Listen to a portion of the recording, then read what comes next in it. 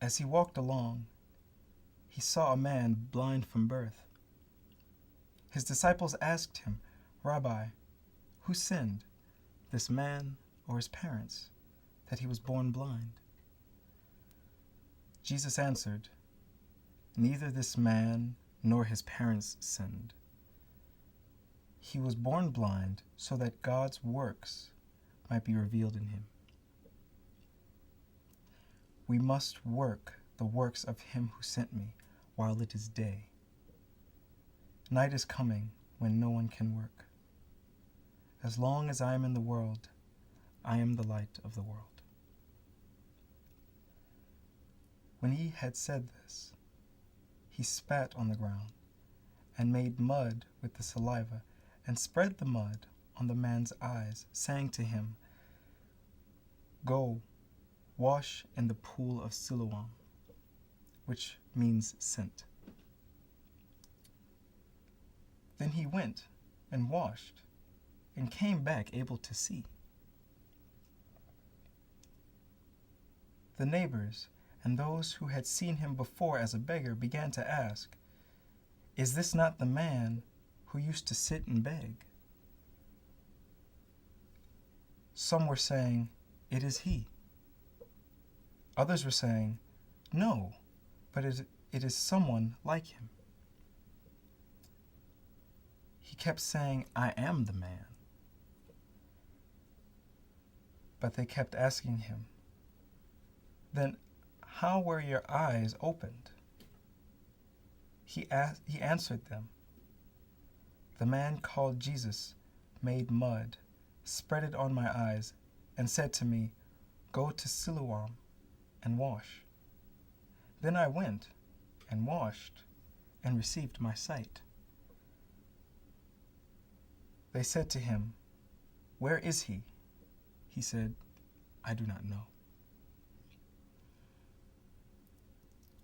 They brought the Pharisees the man who had formerly been blind. Now it was a Sabbath day when Jesus made the mud and opened his eyes. Then the Pharisees also began to ask him how he had received his sight. He said to them, "He put mud on my eyes, then I washed, and now I see." Some of the Pharisees said, "This man is not from God, for he does not observe the Sabbath." But others said, "How can a man who is a sinner perform such signs?" And they were divided. So they said again to the blind man, "What do you say about him? It was your eyes he opened." He said, "He is a prophet." The Jews did not believe that he had been blind and had received his sight until they called the parents of the man who had received his sight and asked them, "Is this your son, who you say was born blind? How then does he now see?" His parents answered, "We know that this is our son, and that he was born blind. But we do not know how it is that now he sees, nor do we know who opened his eyes. Ask him, he is of age. He will speak for himself." His parents said this because they were afraid of the Jews, for the Jews had already agreed that anyone who confessed Jesus to be the Messiah would be put out of the synagogue. Therefore his parents said, "He is of age, ask him." So for the second time they called the man who had been blind, and they said to him, "Give glory to God. We know that this man is a sinner." He answered, "I do not know whether he is a sinner. One thing I do know, is that though I was blind, I now see." They said to him, "What did he do to you? How did he open your eyes?" He answered them, "I have told you already, and you would not listen. Why do you want to hear it again? Do you want to become his disciples?" They reviled him, saying, "You are his disciple, but we are the disciples of Moses. We know that God has spoken to Moses, but as for this man, we do not know where he comes from." The man answered, "Here is an astonishing thing. You do not know where he comes from, and yet he opened my eyes. We know that God does not listen to sinners, but he does listen to one who worships and obeys his will. Never since the world began has it been heard that anyone opened the eyes of a person born blind. If this man were not from God, he could do nothing." They answered him, "You were born entirely in sins, and you are trying to teach us?" And they drove him out. Jesus heard that they had driven him out, and when he found him, he said, "Do you believe in the Son of Man?" He answered, "And who is he, sir? Tell me, so that I may believe in him." Jesus said to him, "You have seen him, and the one speaking with you is he."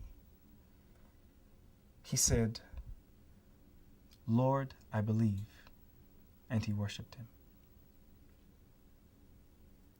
Jesus said, "I came into this world for judgment, so that those who do not see may see, and those who do see may become blind." Some of the Pharisees near him heard this and said to him, "Surely we are not blind, are we?" Jesus said to them, "If you were blind, you would not have sin. But now that you say, 'We see,' your sin remains."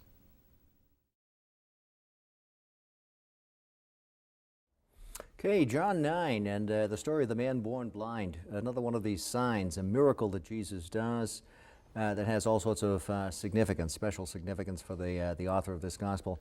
Reminds me a little bit of some other stories in the Gospels, especially the business about Jesus anointing the eyes of the man born blind. And there's a similar story in Mark, the blind Bartimaeus, that may have served as the inspiration for this one.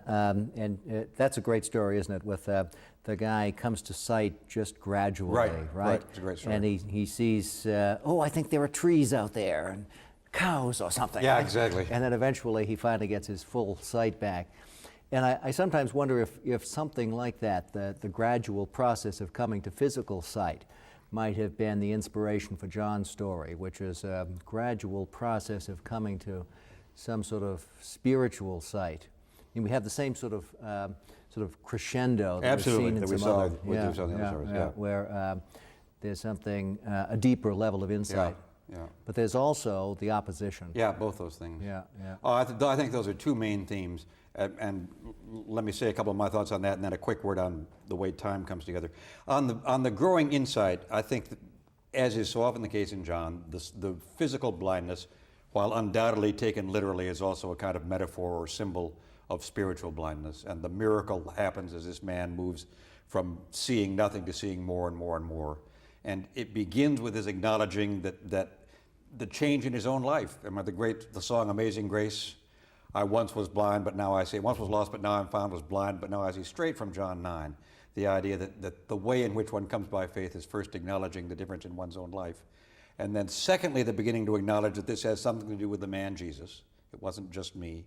And then finally, and I think this goes very much back to the way you've talked all the way along about the interesting connection between one's faith and being drawn. We act and we are acted upon throughout this whole gospel. That the final moment of faith, of belief, comes only when Jesus actually seeks him out.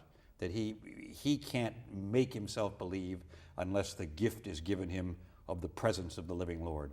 And that's to read it in a kind of a post-resurrection theme, but I think not unfairly in terms of the way it works in the life of the church. And the opposition is just the kind of picture of disbelief we get all the way along. They can't believe that anybody can be changed. The first doubt is, you can't possibly be the man who used to sit there. I know who that was. That guy couldn't see squat, and here you are seeing everything. And I think from that day until this, that's a major sign of disbelief. That is, we don't think anything's ever new, and so we have no hope. The second disbelief is that anybody can break the rules and still be from God. This whole dispute about a Sabbath, where you have a sense that somehow Jesus has now broken the rules and therefore he's got to be a sinner. And the man's belief, I don't care if he's a sinner. I was blind, now I see. And then the final opposition to them, that they think that the man should be just cast out, that they should throw him out of their community. And at that point is the place where one reason I hope we'd talk about this one a little bit was that I was persuaded a long time ago by Lou Martin, who we've talked about before, who taught at Union Seminary in New York for a long time and now lives here in Bethany, that this is one of those places where two times come together. The time of Jesus and the man born blind reflects on the time of John's own community, or a community very close to John's own community, where people are trying to decide whether to believe in Jesus or not. And if they do believe in Jesus, the danger they face is they're going to be cast out of the synagogue, which is what the man's parents fear in this story, and what happens to him. And that it's a kind of promise, I think, that if one has faith, despite the opposition, at the end of one's story, there is that kind of progress where one not only sees Jesus, but is seen by Jesus, that one enters into a kind of full, rich community. Yeah, going back for a moment to the casting out of the synagogue, it's probably worth reflecting on that just a little bit, and Lou Martin's hypothesis about the embedding of the history of the community and the story of Jesus. And there's a lot to that. Yeah. And here the essential point is that being cast out of the synagogue is anachronistic for Right, first absolutely, century, absolutely. first century Right, Galilee. right. It would fit late first century Exactly. Asia Minor or Exactly, something. exactly. Or later Galilee, Yeah. where the synagogue was an institution. There's been a lot of speculation on what it was and whether this was a kind of universal persecution of Christians. Right. And Lou and others have toyed with the idea that you can pin things down to the last decade of the first century. It used to be the case that historians of Judaism thought that there was a special event that happened at a council of rabbis at a place called Yavne or Yamnia, at which a prayer was introduced into the synagogue liturgy that would have been very difficult for a believer in Jesus to say. Right now, a lot of historians are a little skeptical of that reconstruction. And it's more likely that there were attempts to rid communities of messianists, of Christians, in different places. Ad hoc, yeah. So that there was a universal persecution by Jews of Christians is unlikely. That there were tensions in Jewish synagogues all over the Mediterranean over this new Christ faith during the first century, that's highly likely. And some of that is being reflected in the story of the man who's being cast out of the synagogue. So there's a bit of an anachronism there, which leads to this reading, and I think that's probably right.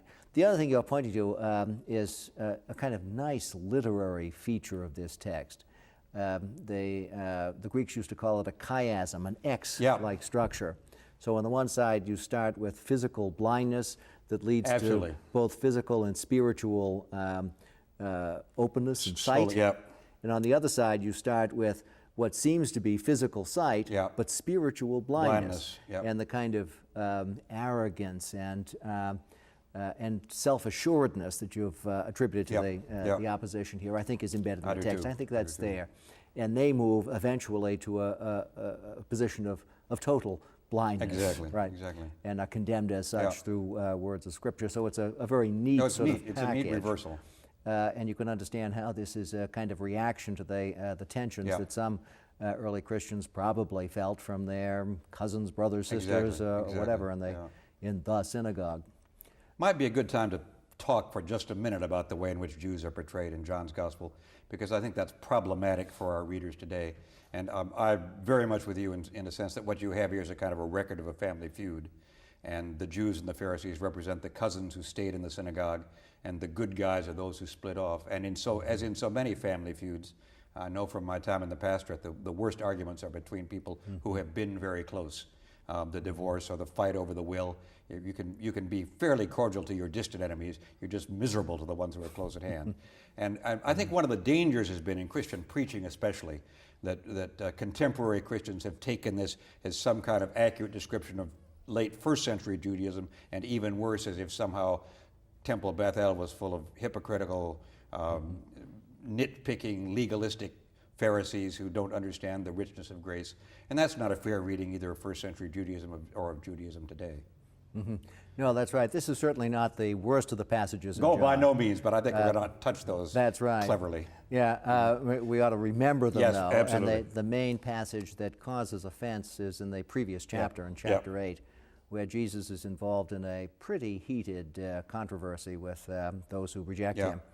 And he's laying claim to be the true son of Abraham, and they're saying he is no son of Abraham. He's really, in effect, the son of a devil, the son of a whore or something. Yeah, so That's right, implicit, exactly, in the background of Yeah, that, in the background is that probably that controversy. illegitimacy thing. Yeah, and Jesus finally winds up calling his interlocutors there children of the devil, the murderer from all eternity. Pretty Miserable. awful It is, stuff, awful and stuff. has been misused in Western history in all sorts of ways. I think we've come to recognize how deleterious that material is in the last 40 or 50 years since the Holocaust, and since we've become more aware of the way in which Christian preaching used to use this material. This is one of the places where I think it's very important to contextualize our reading of the gospel and understand it, as you say, as a kind of family feud in the first century, with some pretty important issues at stake. Huge issues, huge issues, but ones that can't be replicated in any simple way in our environment. Exactly. Just a couple other things I like about this story. As with the woman at the well, it's very neatly structured as a kind of drama. And in fact, when I use this in churches, you can divvy everybody up, and you have the parents, and you have the man born blind, and you have the Pharisees, and you have the disciples, and you have Jesus. And it's nicely plotted. It's one of those moments where if we're going to go with our friend and think that there's drama in chapter 13, maybe there's drama here too, that this is somebody who knows how you structure that. And then themes that we've had already. Here's the whole light thing from the prologue. So if we go back to our initial question, does the prologue lead into anything, or is it just kind of a nice set piece at the beginning? Here it clearly leads into a whole theme. And you have this judgment business, which is not simply something we anticipate, but has to do with the life we live now. And so to call ourselves seeing when we're blind is itself judgment. Right. And on the light theme, of course, this is part of the larger context of the Feast of Tabernacles. Absolutely. That starts back there in chapter 7, and Jesus declares himself in chapter 8, I am the light of the world, picking up on the motif of light at the Feast of Tabernacles. We tend to associate that, by the way, I think in this day and age with Hanukkah. We do, But Hanukkah was modeled on the Feast of Tabernacles when it was first developed in the 2nd century BC. So that motif is here as a kind of dominant Jewish liturgical motif, and Jesus is constantly interacting with that. So Jesus, the light of the world, comes into the darkness here and illumines it in a very dramatic way on various levels. The story is so neatly structured. Another element in here that picks up on earlier motifs and looks ahead is this title of the Son of Man. Yes, which John plays with in so many interesting ways. And it's probably useful to remember, as we suggested in one of our earlier conversations, that in a lot of early Christian discourse, the Son of Man was associated with Jesus coming as judge. Very much so, right, exactly. And so this exemplifies the Johannine reinterpretation of that judgment motif. Here's the Son of Man, addressing himself as such, declaring himself to be such, being recognized as such finally by the man born blind, and judgment takes and here place is judgment in that right recognition, now. not in some final eschatological event. Absolutely. Also, just the little ironies in the story I like, when the man born blind says to the people who are criticizing him, do you want to be his disciple too? I mean, it's just Clearly, it's one of those rare places where John's having a little fun with his story and not just disagreeing with him, putting him down in a kind of sarcastic way. Reminds me of the part of the woman of the well where do we want to be his disciples? Yeah, exactly. Same sort of thing. Same sort of thing. So there's a little nice tongue-in-cheek in there in the midst of all this. nice little irony. There's a nice little irony. John knows how to use irony in does. various He ways. does. Big and Sometimes little. it's pretty heavy-handed. Sometimes. Big and little. And another way in which I think about this text is in terms of its application and appropriation. The theme of blindness is something that I think we can all think about as an element of our own lives. And this is where the Johannine invitation into a dialogue with the text comes to the fore. Because on the one side, if you think about it just in those social terms and who's now outside of the community of believers, you forget that there's a continuous challenge. We talked a little bit ago about that continuity of challenge within the community of belief. And so I think John is a gospel as a whole, especially if you think about its relationship with earlier Christian tradition, is in effect a challenge to those who think they see. Absolutely. To examine their sight. Exactly. And see if they really understand who this Jesus hanging on the cross is. See, I told you if you stayed at the Divinity School long enough, you'd become a preacher. And you have.